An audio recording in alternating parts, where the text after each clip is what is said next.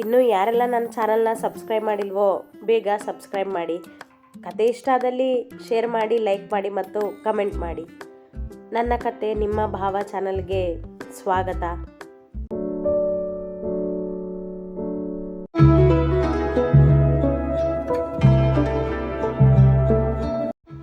ಅಳುತ್ತಾ ಮನೆಗೆ ಬಂದ ಮಗಳನ್ನು ನೋಡಿ ವರ್ಧನ್ರಿಗೆ ಏನೂ ಅರ್ಥವಾಗಲಿಲ್ಲ. ಸಣ್ಣ ಗಾಬರಿ ಕೂಡ ಇವಳು ಅಳುವಂಥದ್ದು ಏನಾಯಿತು ಎಂದು ಅವಳ ಹಿಂದೆಯೇ ಕೋಣೆಗೆ ಓಡಿ ಹೋದರು. ಮಂಚದಲ್ಲಿ ಬಿದ್ದು ಅಳುತ್ತಿದ್ದವಳ ಪಕ್ಕದಲ್ಲಿ ಕುಳಿತು ಯಶು ಯಶು ಎಂದು ಕರೆದರೂ ಅವಳ ತಲೆ ಸವರುತ್ತಾ, ಮಾತಾಡಬೇಡಿ ಅಪ್ಪ, ನೀವು ನನ್ನ ಜೊತೆ ಎಲ್ಲ ನಿಮ್ಮಿಂದನೇ ಆಗಿದ್ದು, ನೀವೇ ಎಲ್ಲನೂ ಮಾಡಿದ್ದು ದೂರಿದಳು ಅಳುತ್ತಲೇ. ನಾನೇನು ಮಾಡಿದೆ ಯಶು? ನಾನು ಕೇಳಿದರೂ ಅರ್ಥವಾಗದೆ ಅವಳ ಅಳು ನಿಲ್ಲುತ್ತಿಲ್ಲ. ಕೆಲಸದವಳನ್ನು ಕರೆದು ನೀರು ತರಲು ಹೇಳಿದರು. ಯಶು, ಏನಾಯಿತು ಅಂತ ಹೇಳು, ಹೀಗೆ ಗಾಬರಿ ಪಡಿಸ್ಬೇಡ ಮಗಳೇ, ಪ್ರೀತಿಯಿಂದ ಕೇಳಿದರು. ಅವರಿಗಿರುವ ಜೀವವೆಂದರೆ ಅವಳೊಬ್ಬಳೆ. ಅಳು ನೋಡಿ ಸಂಕಟ ಅವರಿಗೆ. ಕೇಳುತ್ತಲೇ ಇಲ್ಲ ಅವಳು. ಆಸೆಪಟ್ಟು ಶರ್ಮಾ ಕುಟುಂಬದ ಸ್ನೇಹ ಬೆಳೆಸಲು ಹೋದವಳಿಗೆ ಸಿಕ್ಕಿದ್ದು ಅವಮಾನವೇ. ತಾನು ಅಂತಹ ದೊಡ್ಡ ಕುಟುಂಬದ ಆಸೆಪಟ್ಟಿದ್ದು ತಪ್ಪೆನಿಸಿಬಿಟ್ಟಿತು. ಯಶು, ಅಳೋದನ್ನು ನಿಲ್ಲಿಸು, ಮೊದಲು ಏನಾಯಿತು ಅಂತ ಹೇಳು ಕೇಳಿದರು ವರ್ಧನ್ ಮತ್ತೆ. ಅತ್ತು ಸಾಕಾಗಿ ಮೇಲೆದ್ದು ಕುಳಿತ ಯಶಸ್ವಿನಿ ಅವರು ಕೊಟ್ಟ ನೀರು ಕುಡಿದು ಸಮಾಧಾನಗೊಂಡಳು. ಅವಳೇ ಹೇಳುವಳೆಂದು ಸುಮ್ಮನೆ ಕುಳಿತರು ವರ್ಧನ್. ಅವರ ಮನ ಅರಿತವಳು, ಅಪ್ಪ, ನಾನು ಭಾರ್ಗವ್ ಸರ್ ಮನೆಗೆ ಹೋಗಿದ್ದೆ ಎಂದಳು. ಏನು, ಭಾರ್ಗವ್ ಮನೆಗೆ ಹೋಗಿದ್ಯಾ? ಯಾಕೆ, ಏನು ಮಾಡಿದ್ರು ಅವ್ರು ನಿನಗೆ? ಏನಾದರೂ ಅಂದ್ರ? ಗಾಬರಿಯಲ್ಲಿ ಕೇಳಿದರು. ಅವರ ಮನದಲ್ಲಿನ ದ್ವೇಷ ಕೇಳಿತು. ಹಾಗೆ, ಅಪ್ಪ, ನಿಮ್ಮ ಈ ಯೋಚನೆನೇ ನಾನು ಬೇಡ ಅನ್ನೋದು. ನೀವು ಅಂದ್ಕೊಂಡಿರೋ ಥರ ಏನೂ ಆಗಿಲ್ಲ ಎಂದಳು ಕಿರಿಕಿರಿ ತೋರುವಂತೆ. ಮತ್ತೆ ಏನಾಯಿತು? ನೀನು ಯಾಕೆ ಅಲ್ಲಿಗೆ ಹೋಗಿದ್ದೆ ಕೇಳಿದರು ಆತುರದಿಂದ. ನನಗೆ ಶರ್ಮಾ ಫ್ಯಾಮಿಲಿ ಫ್ರೆಂಡ್ಶಿಪ್ ಮಾಡಬೇಕು ಅನ್ನಿಸ್ತು, ಅದಕ್ಕೆ ಹೋಗಿದ್ದೆ ಎಂದಾಗ ಅವರಿಗೆ ಆಶ್ಚರ್ಯವೇ. ಏನು ಫ್ರೆಂಡ್ಶಿಪ್ಪಾ? ಏನು ಮಾತಾಡ್ತಿದ್ಯಾ ಯಶು ನೀನು? ನನಗೆ ಅವ್ರ ದೊಡ್ಡ ಫ್ಯಾಮಿಲಿ ನೋಡಿ ತುಂಬ ಇಷ್ಟ ಆಯಿತು ಅಪ್ಪ, ಅದಕ್ಕೆ ಮತ್ತೆ ಅವ್ರ ಮನೆಗೆ ಹೋಗಿದ್ದೆ. ನನ್ನನ್ನು ನಿಮ್ಮ ಫ್ಯಾಮಿಲಿ ಫ್ರೆಂಡ್ ಅಂದ್ಕೊಳ್ಳಿ ಅಂತ ಕೇಳೋದಕ್ಕೆ. ಆದರೆ ಎಂದವಳು ಮತ್ತೆ ದುಃಖಿಸಿದಳು. ಆದರೆ ಏನಾಯಿತು ಮಗಳೇ? ಅವ್ರ ಮನೆಯವರು ಏನಾದರೂ ಅಂದ್ರ ನಿನಗೆ? ಆ ಅಭಿ ಮತ್ತೆ ಏನಾದರೂ ತೊಂದರೆ ಕೊಟ್ಟಿದ್ದಾನಾ? ಭಯ ಅವರಿಗೆ ಮಗಳ ಕಣ್ಣೀರು ಕಂಡು. ಅದು ಸಹಜವೇ ತಂದೆಗೆ. ಇಲ್ಲ ಅಪ್ಪ, ಅವ್ರ ಮನೆಯಲ್ಲಿ ಯಾರೂ ಏನೂ ಹೇಳಿಲ್ಲ. ಭಾರ್ಗವ್ ಸರ್ ನನಗೆ ಮೀಟ್ ಆಗಿಲ್ಲ, ಆದರೆ ಅವ್ರ ತಾಯಿ ಹೆಂಡತಿ ಚೆನ್ನಾಗೇ ಮಾತಾಡಿಸಿದ್ರು. ಅಭಿ ಹುಡುಗಿರ ಜೊತೆ ಫ್ರೆಂಡ್ಶಿಪ್ ಮಾಡೋದಿಲ್ಲ ಅಂತ ಹೇಳಿದ್ರು. ನಾನೇ ಟ್ರೈ ಮಾಡ್ತೀನಿ ಅಂದ್ಕೊಂಡು ಅಲ್ಲಿಂದ ಬರುವಾಗ ವೈಭವಿ ಸಿಕ್ಕಳು. ಅವಳಿಗೂ ಇಷ್ಟು ದಿನ ನಡೆದಿದ್ದೆಲ್ಲ ಗೊತ್ತು. ಅವಳು ನನಗೆ ರೇಗಿದ್ದು. ಆಮೇಲೆ ಅಭಿ ಆಫೀಸಿಗೆ ಹೋಗಿದ್ದೆ ಎನ್ನುತ್ತಾ ಕಣ್ಣೊರೆಸಿದಳು. ಆಗಲೇ ಕೋಪಗೊಂಡಿದ್ದ ವರ್ಧನ್ರವರು, ಅವನೇನು ಮಾಡ್ದ ಎಂದು ಕೇಳಿದರು. ಅವನು ನನ್ನಿಂದ ದೂರ ಇರು, ನಿನ್ನ ಕೈ ಮುಗಿತೀನಿ ಅಂತ ಕೈ ಮುಗಿದ್ಬಿಟ್ಟ ಅಪ್ಪ. ಅದು ನನಗೆ ಅವಮಾನ ಮಾಡಿದಾಗ ಅನ್ನಿಸ್ತು ಎಂದಳು ಅಳುತ್ತಲೇ. ಇಷ್ಟೆಲ್ಲ ಯಾಕೆ ಬೇಕಿತ್ತು ಮಗಳೇ ನಿನಗೆ ಎಂದರು ಅವಳ ತಲೆ ಸವರುತ್ತಾ. ಅವ್ರ ಫ್ಯಾಮಿಲಿ ತುಂಬ ಚೆನ್ನಾಗಿದೆ ಅಪ್ಪ, ಎಲ್ಲರೂ ಒಳ್ಳೆಯವರು. ಇಷ್ಟ ಆಯಿತು ನನಗೆ ಅವ್ರ ಫ್ಯಾಮಿಲಿ. ಅವರಲ್ಲಿ ನಾನು ಒಬ್ಬಳಾಗಿರಬೇಕು ಅನ್ನಿಸ್ತು, ಅದಕ್ಕೆ ಹೋಗಿದ್ದೆ ಎಂದಳು. ಅವರು ನಮ್ಮ ಜೊತೆ ಸ್ನೇಹ ಬೆಳೆಸೋದಿಲ್ಲ ಯಶು, ನಮ್ಮ ಮೇಲೆ ದ್ವೇಷನೇ ಅವರಿಗಿರೋದು. ಇಲ್ಲ ಅಪ್ಪ, ನೀವು ತಪ್ಪಾಗಿ ತಿಳ್ಕೊಂಡಿದ್ದೀರಾ. ಅವರಿಗೆ ನಮ್ಮ ಮೇಲೆ ಯಾವ ದ್ವೇಷನೂ ಇಲ್ಲ. ನೀವೇ ಅವರನ್ನು ಜಗಳಕ್ಕೆ ಕೇಳಿಯೋದು ತಂದೆಯನ್ನೇ ದೂರಿದಳು. ಮಾತನಾಡಲಿಲ್ಲ ವರ್ಧನ್. ನೀವು ಅವ್ರ ಜೊತೆ ಜಗಳ ದ್ವೇಷ ಅಂದಿರದೇ ಇದ್ದಿದ್ರೆ ಇವತ್ತು ಅವರೆಲ್ಲ ನನ್ನ ಫ್ರೆಂಡ್ ಆಗಿರ್ತಿದ್ರು.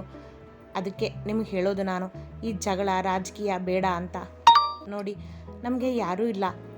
ನಾನು ನೀವು ಇಬ್ಬರೇ ಇಷ್ಟು ದೊಡ್ಡ ಬಂಗ್ಲೆಯಲ್ಲಿ. ನಮಗೂ ಆ ಥರ ದೊಡ್ಡ ಫ್ಯಾಮಿಲಿ ಇದ್ದಿದ್ರೆ ನಾವು ಖುಷಿಯಾಗಿರ್ತಿದ್ವಿ ಎಂದಳು ಬೇಸರದಿಂದ. ಕರುಳು ಚುರು ಎಂದಿತು ವರ್ಧನ್ರವರಿಗೆ ಮಗಳ ಸಂಕಟ ನೋಡಿ. ನಾವು ಪಡ್ಕೊಂಡು ಬಂದಿರೋದು ಮಗಳೇ ಇದು, ಇಷ್ಟಕ್ಕೆಲ್ಲ ನೀನು ಅಳಬೇಡ, ಹೋಗಲಿ ಬಿಡು, ಅವ್ರ ಗೆಳೆತನ ನಮಗೆ ಬೇಡ ಎಂದರು.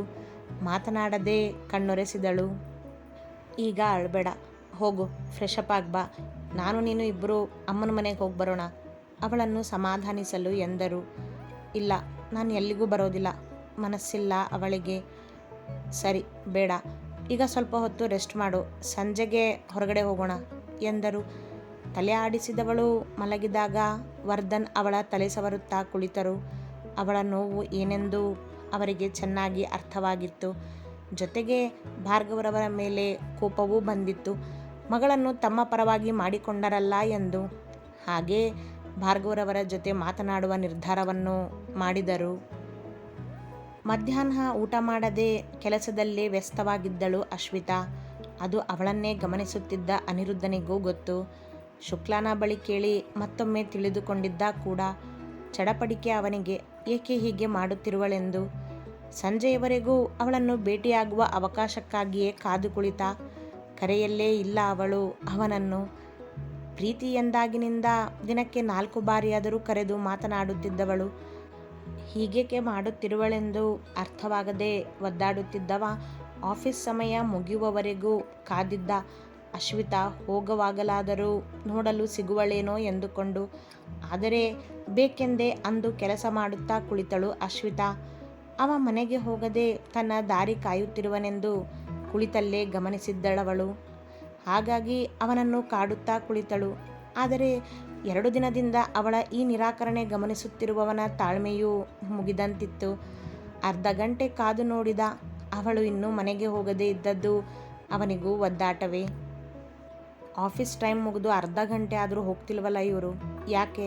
ಇಲ್ಲಿಂದ ಮೈಸೂರಿಗೆ ಹೋಗಬೇಕು, ಕತ್ಲಾಗುತ್ತೆ ಯೋಚಿಸಿದವ ಮೇಲೆದ್ದ ಅವಳನ್ನೇ ಮಾತನಾಡಿಸಲೆಂದು. ಹೋಗಿ ಕೇಳಿದ್ರೆ ಮತ್ತೆ ನಿಮ್ಗೆ ಯಾಕಂತಾರೆ, ಆದರೆ ಈ ಥರ ವಿಚಿತ್ರವಾಗಿ ಯಾಕೆ ಆಡ್ತಿದ್ದಾರೆ? ಇರಲಿ, ಅದೇನೋ ಅಂತ ಧೈರ್ಯ ಮಾಡಿ ಕೇಳಿಬಿಡ್ತೀನಿ ಎಂದುಕೊಂಡವ ಯಾರೂ ಇಲ್ಲದಿರುವ ಧೈರ್ಯ ಮಾಡಿ ಅವಳ ಚೇಂಬರಿಗೆ ನಡೆದ. ಅವ ಬರುವುದನ್ನು ಕುಳಿತಲ್ಲಿಂದಲೇ ಕಿಟಕಿಯಲ್ಲಿ ನೋಡಿದ ಅಶ್ವಿತಾ ತಕ್ಷಣ ಹುಷಾರಾಗಿ ಫೈಲ್ ನೋಡುತ್ತಾ ಕುಳಿತಳು. ಎಕ್ಸ್ಕ್ಯೂಸ್ ಮೀ ಮೇಡಮ್ ಎಂದ ಅವಳ ಮುಂದೆ ಬಂದು ನಿಂತು. ಎಸ್ ಎಂದಳು ತಲೆ ಎತ್ತಿ ನೋಡದೆ. ಆಫೀಸ್ ಟೈಮ್ ಮುಗಿದಿದೆ ಮೇಡಮ್, ಮನೆಗೆ ಹೋಗೋದಿಲ್ವಾ ನೀವು? ಕಾಳಜಿಯೊಂದಿಗೆ ಕೇಳಿದ. ನನ್ನ ಆಫೀಸ್ ಇದು ಅನಿರುದ್ಧ್, ಟೈಮಿಂಗ್ ನನಗೆ ಗೊತ್ತಿರೋದಿಲ್ವಾ? ಗಂಭೀರವಾಗಿಯೇ ಕೇಳಿದಳು ಅವನತ್ತ ನೋಡದೆ. ಇದು ನಿಮ್ಮ ಆಫೀಸ್ ಅಂತ ಗೊತ್ತು ಮೇಡಮ್, ಇನ್ನೂ ಹೋಗಿಲ್ವಲ್ಲ ಮನೆಗೆ, ಅದಕ್ಕೆ ಕೇಳಿದೆ ಎಂದ.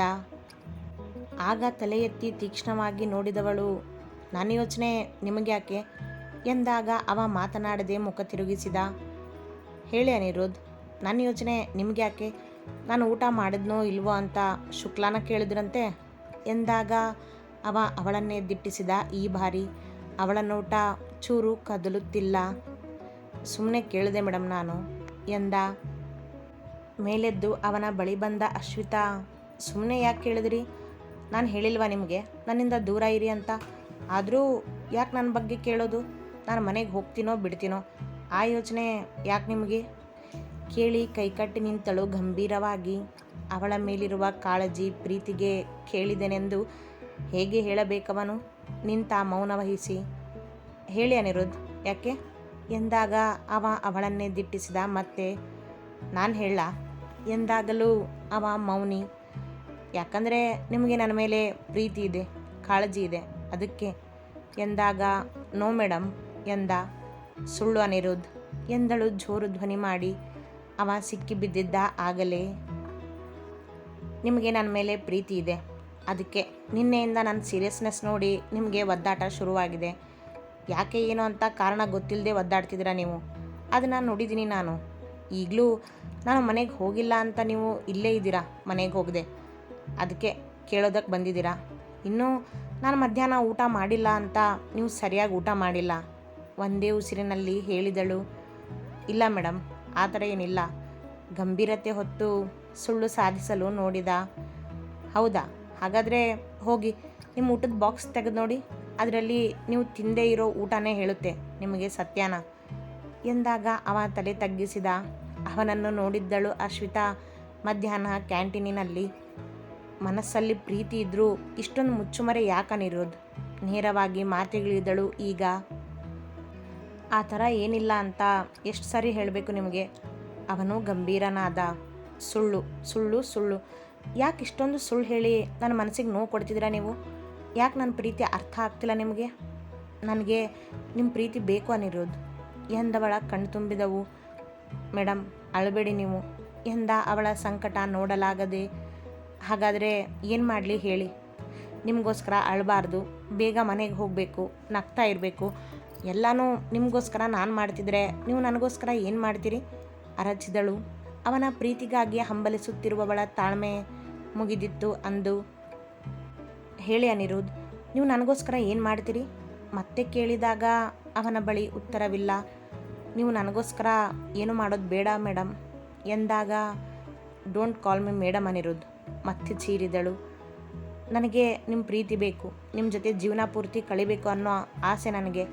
ಹಾಂ, ಒಪ್ಕೋತೀನಿ, ನೀವು ನನ್ನ ಆಫೀಸ್ನಲ್ಲಿ ಕೆಲಸ ಮಾಡ್ತಿದ್ದೀರಾ, ನಾನು ನಿಮ್ಮ ಬಾಸ್, ನನಗೂ ನಿಮಗೂ ಅಂತಸ್ತಲ್ಲಿ ವ್ಯತ್ಯಾಸ ಇದೆ ಅಂತ. ಆದರೆ ನನಗೆ ಅದೆಲ್ಲ ಯೋಚನೆಗೆ ಬಂದಿಲ್ಲ ಅನಿರುದ್ಧ್.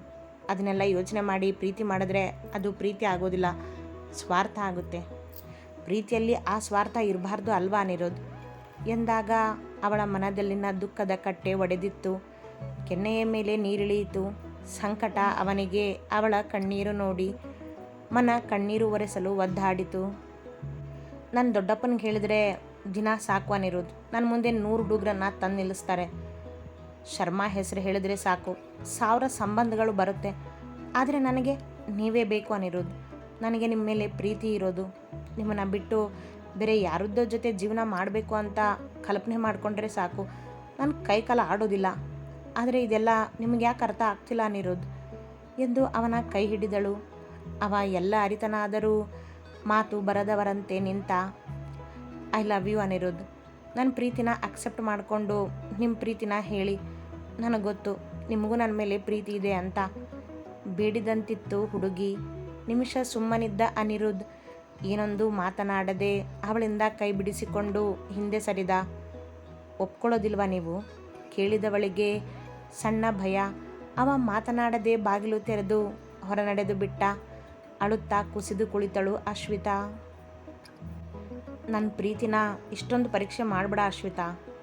ನಾನು ಇನ್ನು ಮುಂದೆ ಎಂದೋ ಸೋತಿದ್ದೀನಿ. ನಿನ್ನ ಈ ಕಣ್ಣೀರು ನನಗೆ ಸಾವನ್ನೇ ತಂದು ಕೊಡಬಾರ್ದ ಅನಿಸುತ್ತೆ. ಪ್ಲೀಸ್ ಅಶ್ವಿತಾ, ಈ ಪ್ರೀತಿನ ಇಲ್ಲಿಗೆ ನಿಲ್ಲಿಸ್ಬಿಡು. ತನ್ನಲ್ಲೇ ಮಾತನಾಡುತ್ತಾ ತನ್ನ ಚೇಂಬರಿಗೆ ನಡೆದವ ಬ್ಯಾಗ್ ಹಿಡಿದನಷ್ಟೇ ಹೊರ ಹೋಗಲು. ಅಮ್ಮ ಕೇಳಿತು ಅಶ್ವಿತಾ ಚೀರಿದ ಧ್ವನಿ. ಅಶ್ವಿತಾ, ಏನಾಯಿತೋ ಎಂಬಂತೆ ಹೆದರಿ ಓಡಿದ ಅವಳ ಬಳಿ. ಗಾಬರಿಯಲ್ಲೇ ಬಾಗಿಲು ದೂಡಿ ಅವಳತ್ತ ನೋಡಿದ. ಮೂಲೆಯತ್ತ ನಿಂತು ನೆಲ ನೋಡುತ್ತಿದ್ದವಳು ತನ್ನ ಬಳಿ ಬಂದ ಜಿರಲೆ ನೋಡಿ ಹೆದರಿ ಚೀರಿದ್ದಳು. ಜಿರ್ಲೆ ಅನಿರುದ್ಧ್ ಎಂದಳು ಅವನತ್ತ ನೋಡಿ ಕೈ ತೋರಿಸುತ್ತಾ. ಅವ ತಕ್ಷಣ ಓಡಿ ಬಂದು ಅಪ್ಪೆ ಬಿಟ್ಟ ಅವಳನ್ನು ಎದೆಗೆ. ಭಯದಲ್ಲಿ ಅವನ ಹೃದಯ ಒಂದೇ ಸಮನೆ ಬಡಿದುಕೊಳ್ಳುತ್ತಿತ್ತು. ಲಬ್ ಡಬ್ ಎಂದು ಅದು ಅವಳ ಕಿವಿಗೆ ಕೇಳುತ್ತಿತ್ತು. ಏನಾಯಿತು ಅನಿರುದ್ಧ್ ಕೇಳಿದಳು ಮಗುವಂತೆ. ನೀನು ಚೀರಿದ್ದಕ್ಕೆ ನಿನಗೇನಾಯಿತು ಅಂತ ಹೆದರ್ಬಿಟ್ಟಿದ್ದೆ ಎಂದ ಹಿಡಿತ ಬಿಗಿ ಮಾಡಿ. ನೀವು ನನ್ನ ಪ್ರೀತಿನ ಒಪ್ಕೊಳ್ಳಿಲ್ಲ ಅಂತ ನಾನೇನಾದರೂ ಮಾಡ್ಕೊಂಡೆ ಅಂದ್ಕೊಂಡ್ಬಿಟ್ರಾ ಕೇಳಿದಾಗ ಅವಳನ್ನು ಸರಿಸಿ ಹೌದೆಂಬಂತೆ ತಲೆ ಆಡಿಸಿದ. ನಾನು ಆಯುಷ್ ಶರ್ಮಾರ್ ಮಗಳಾಗಿದ್ದರು ನನ್ನನ್ನು ಬೆಳೆಸಿದ್ದು ಭಾರ್ಗವ್ ಶರ್ಮಾರವರು ಅನಿರುದ್ಧ್. ಹೆದರಿ ಏನಾದರೂ ಮಾಡ್ಕೊಳ್ಳೋದಿಲ್ಲ ನಾನು. ಮತ್ತೆ ನಿಮಗೋಸ್ಕರ ಕಾಯ್ತೀನಿ, ನಿಮ್ಮನ್ನ ಒಪ್ಪಿಸ್ತೀನಿ ಮಗುವಂತೆ ಎಂದಾಗ ಮತ್ತವಳನ್ನು ಎದೆಗಪ್ಪಿದ ಅನಿರುದ್ಧ್. ಒಪ್ಕೊಂಡಿದ್ದೀನಿ ಅಶ್ವಿತಾ, ನಾನು ಮತ್ತೆ ಕಷ್ಟಪಡೋದು ಬೇಡ ನೀನು. ಐ ಲವ್ ಯು ಎಂದಿದ್ದ. ಗೆದ್ದಿತು ಅವಳ ಪ್ರೀತಿ. ಅತಿ ಹೆಚ್ಚಿನ ಕಥೆಗಳಿಗಾಗಿ ಹಿಂಬಾಲಿಸಿ ಪ್ರತಿಲಿಪಿ ಆ್ಯಪ್ನಲ್ಲಿ ಪ್ರತಿಮಾ SH ಅವರನ್ನು.